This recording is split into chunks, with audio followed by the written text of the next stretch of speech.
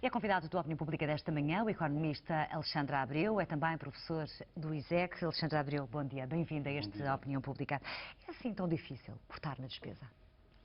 É difícil cortar na despesa e é contraproducente cortar na despesa nesta fase, porque nós estamos num momento de crise generalizada, recessão profunda, a quebra continuada do consumo, do investimento, da procura interna, num contexto em que a própria procura externa também não ajuda. No ano passado, essa ainda foi a bandeira por parte do Governo que, pretensamente, a estratégia de compressão salarial estaria a resultar, do ponto de vista da competitividade, porque assistimos efetivamente a um aumento das exportações, mas verificou-se que, na verdade, não tinha qualquer relação, não é um sinal de sintoma do programa de ajustamento, na verdade foi um resultado da depreciação do euro face ao dólar que teve lugar até meados de 2012 e que se inverteu daí em diante, e daí em diante as exportações também efetivamente voltaram a cair. Porque é ou não um equilíbrio muito difícil aqui respeitar os compromissos orçamentais e, por outro lado, tentar controlar esta espiral recessiva? Pois é, um equilíbrio impossível, na verdade.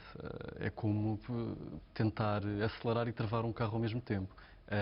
A forma como, pretensamente, alguns proponentes desta estratégia, quer do lado do Governo e da Troika, quer até a certo ponto também no próprio discurso e nas próprias propostas do PS, procuram conciliar as duas coisas, a redução da despesa, portanto a austeridade, e o cumprimento dos compromissos, ou pelo menos de parte dos compromissos, no caso do PS, assumidos no contexto do memorando de entendimento, mas conciliar isso com uma agenda de crescimento é através de uma agenda de crescimento que não aposte no reforço da procura, mas sim em medidas do lado da oferta. Facilitar o financiamento bancário ao tecido produtivo, a qualificação da população, portanto, apostas na qualificação, na inserção profissional, liberalização, medidas extremas de liberalização do mercado de trabalho, no caso, em particular, da estratégia do Governo e da Troika. O problema é que nós não estamos perante uma crise que resulte de insuficiências ou de rigidez do lado da oferta. Nós estamos perante uma crise de insuficiência de procura, e esta estratégia da austeridade, que apenas comprime cada vez mais a procura, portanto, que retira poder de compra. Poder de compra e consumo, portanto, retrai-se no consumo. Exatamente, não é? O que sucede, aliás, os inquéritos aos empresários, que são regularmente efetuados, no sentido de averiguar quais são as restrições que os próprios empresários sentem, que os impedem de proceder a um aumento do investimento. Os próprios empresários, por uma maioria esmagadora, dizem que o grande problema é efetivamente a questão de insuficiente procura, dos seus investimentos não terem uma rendibilidade previsível, uma vez que não existem pessoas para comprar. As famílias não têm o seu rendimento disponível cada vez mais comprimido, o Estado está também a comprimir cada vez mais a sua despesa, o mercado externo também não é uma solução devido à austeridade dos outros. Porque a crise não é só cá em Portugal, não é? Porque a crise não é só em Portugal e porque a estratégia errada também não é só cá em Portugal. A austeridade também tem sido aplicada em muitos países. Exatamente. E além do mais, porque estamos no contexto de uma União Económica e Monetária em que a cotação da moeda é sobredeterminada pelas características da economia alemã, logo é totalmente desfasada das características da economia portuguesa, está extremamente sobrevalorizada. Esse é um problema que já vem de há 15, 20 anos e, na verdade, é o problema de fundo que depois agora emergiu recentemente sob a forma de crise da dívida pública. E, portanto, estamos a falar de cortes que devem ser aplicados já este ano, mas a maior fatia é em 2014, não é? Não estou certo do calendário. Aquilo que eu estou mais por dentro tem a ver com a própria composição das medidas e a forma que não como... devem ser conhecidas ao detalhe ainda hoje, pelo menos será essa informação, não há conferência de imprensa, mas a Troika terá, sem dúvida, de conhecer alguns detalhes para conseguir concluir esta sétima avaliação. Sim, o FMI publicou um documento em janeiro que foi elaborado em parceria com o Governo português, portanto não é um documento da autoria exclusiva do FMI, faz parte de uma estratégia conjunta por parte da Troika e do Governo, que aponta já para um conjunto de medidas bastante concretas, das quais este documento de estratégia orçamental não deverá afastar-se muito, porque era precisamente um conjunto de medidas apontando para esta redução permanente em 4 milhões de euros na despesa. E já falei, Alexandre Abreu, pegando aqui, temos muito por falar, muitas questões, muitas sugestões também deixadas pelos nossos telespectadores. Este último também há pouco falava muito da Irlanda, somos muito comparados à Irlanda. Porque é que a nossa economia demora tanto a crescer? há um conjunto de bloqueios estruturais, de vulnerabilidades estruturais da economia portuguesa que se agravaram substancialmente nos últimos 20 anos no contexto da União Económica e Monetária. Portanto, além da questão da perda da autonomia monetária cambial, seguiu-se também a exposição súbita à concorrência acrescida por parte de economias com um perfis de especialização muito semelhantes à portuguesa, através de acordos da adesão à OMC no contexto da União Europeia e também da adesão de economias como a chinesa, acordos comerciais com o Norte da África, o alargamento da União Europeia a leste. Tudo isso implicou um conjunto de choques concorrenciais para a economia portuguesa, que ao mesmo tempo é uma economia que, em termos de diversificação e qualificação, está ainda numa fase bastante incipiente do seu processo de desenvolvimento. É efetivamente uma economia desenvolvida, industrializada, mas comparativamente com as restantes economias da zona euro, é uma economia muito pouco sofisticada, muito menos competitiva, muito menos diversificada, muito menos qualificada, muito menos sofisticada.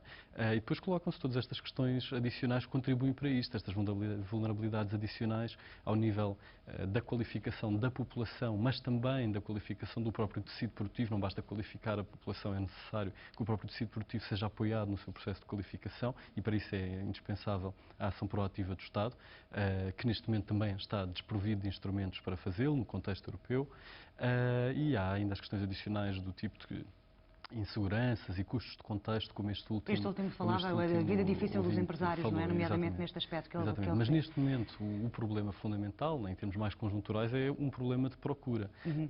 Claro que temos simultaneamente um problema estrutural e um problema conjuntural de procura, e em ambos estamos a tomar as medidas erradas.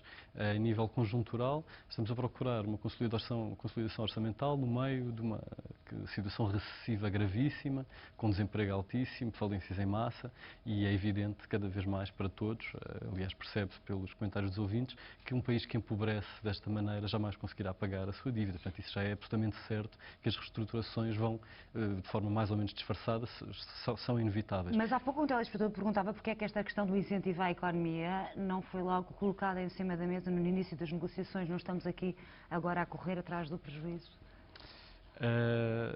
Na verdade, aquilo que o Governo agora anunciou, nomeadamente o conjunto de medidas que anunciou na semana passada, é um conjunto de medidas muitíssimo limitado, que surge acompanhado de cortes extremamente significativos na despesa pública, que é também procura. Isso é fundamental que as pessoas percebam. Há por vezes, esta confusão. As pessoas simultaneamente opõem-se cada vez mais à austeridade, porque percebem-se de que tem um efeito recessivo, de contração, que provoca mais desemprego, mais falência, um peso maior da dívida, mas ao mesmo tempo ainda consideram que os cortes na despesa pública poderão ser positivos. Isto não é verdade. A racionalização da despesa pública é fundamental, é necessário. Mas passa inevitavelmente por despedimentos?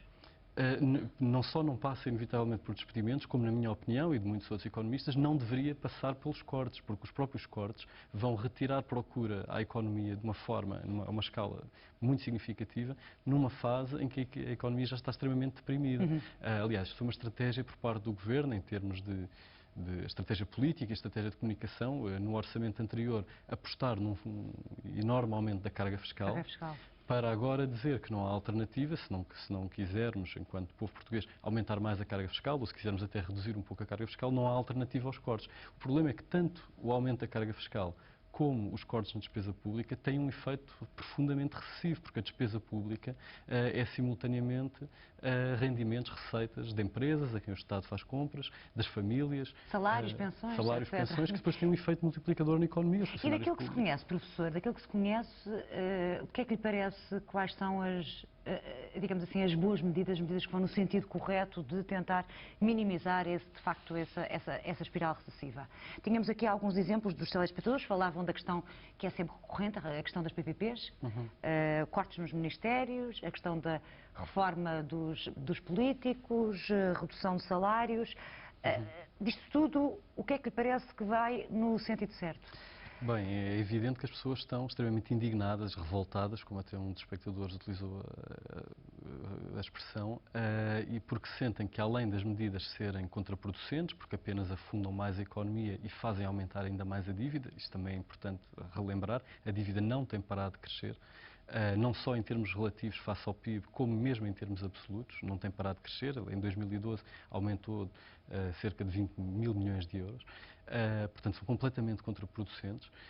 mas por outro lado as pessoas também as sentem como profundamente injustas. Sentindo que os sacrifícios são sempre para os mesmos, não é? Exatamente, e são sobretudo para os trabalhadores, para os funcionários públicos em particular, para os pensionistas, para os desempregados, para quem beneficia dos apoios sociais e para os contribuintes de uma forma geral. Do lado do capital e, sobretudo, dentro do capital dos grandes grupos económicos que têm acesso a rendas asseguradas, muito pouco ou nada é feito, precisamente porque é um governo que está, de uma forma geral, cúmplice com esse tipo de interesse, ou capturado por esse tipo de interesse. Aliás, o memorando de entendimento com a Troika prevê uma atuação também nessas áreas do mercado de produtos, das rendas asseguradas, nomeadamente na área da eletricidade, e nada é feito, e aquilo que nós assistimos num contexto de uma recessão gravíssima, com consequências sociais devastadoras, é uma empresa como a EDP a ter lucros no ano passado de 1.000 milhões de euros. Isto é absolutamente... Portanto, uma empresa que foi privatizada pelo Estado e que agora beneficia de uma situação quase monopolista e que extrai da economia esta quantidade de valor,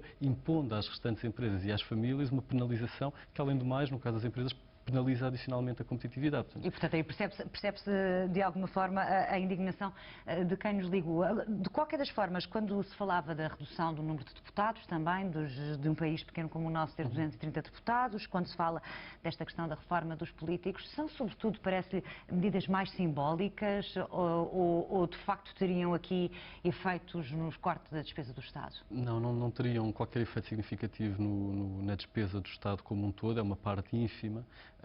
No entanto, do ponto de vista da moralização, há medidas que se justificariam, efetivamente. Embora também deva ser dito que, de uma forma geral, mesmo esta deslocação da culpabilização para os deputados, em particular, para a classe política, em detrimento dos verdadeiros beneficiados, que são, em particular, os grandes grupos económicos, não só nacionais como internacionais, que beneficiam desta situação, isto também é funcional e favorável para os defensores do atual programa de ajustamento, que não é de ajustamento, é de empobrecimento, na verdade. Mas, dito isto, é verdade que algumas medidas de moralização seriam eventualmente recomendáveis. A questão do exemplo vir de cima, não é? A questão do exemplo vir de cima, exatamente. Mas, na verdade, isso, na maior parte dos casos, é utilizado como fraude. Veja-se o exemplo atual, do exemplo do atual governo, que no início do seu mandato viajavam iriam viajar em económica, não é? E que, ao mesmo tempo, ainda no ano passado, pagou 300 mil euros ao consultor para as privatizações, António Borges, cuja função é apenas funcionar como um assessor de propaganda do governo, anunciando medidas ainda mais radicais do que o próprio governo, para que o governo pareça um pouco menos radical. E os telespectadores falavam por que não andar de Renault, e eu também pergunto por que não andar de transportes públicos, com muitos outros deputados de vários países europeus que temos conhecimento. Professor Alexandre Abreu, obrigada pelo telefonema. São de facto os reformados, os pensionistas e também os funcionários públicos os que têm sido mais penalizados ao longo dos últimos anos, e é de esperar que o corte da despesa passe por mais cortes nos salários e nas pensões? É isso que está previsto no documento, o documento que eu referi há pouco, preparado pelo FMI em parceria com o Governo, aponta para um corte entre 10% a 20% do número de funcionários públicos e para cortes médios de cerca de 3% a 7%, mas em princípio por volta de 7%, nos salários da função pública. Tudo isso somando ao conjunto de medidas que nos últimos 2 anos foram já implementadas e que penalizaram sobretudo os funcionários públicos, os pensionistas, os beneficiários do subsídio de desemprego, os contribuintes de uma forma geral, mas sim, efetivamente, tem afetado desproporcionalmente essas duas categorias. E como é que vê há pouco a primeira intervenção nesta última ronda de telefonemas, precisamente de um funcionário público em que falava desta questão da politização da administração pública, e de um outro telefonema que dizia que normalmente os mais penalizados são aqueles que trabalham e que criam riqueza? Sem dúvida que os mais penalizados são os que trabalham e que criam riqueza, e sem dúvida que existem problemas ao nível da politização da administração pública. Claro que determinados cargos dirigentes, determinadas posições dirigentes são de confiança política, servem para implementar determinadas políticas e por isso não são cargos técnicos, é inevitável que assim seja.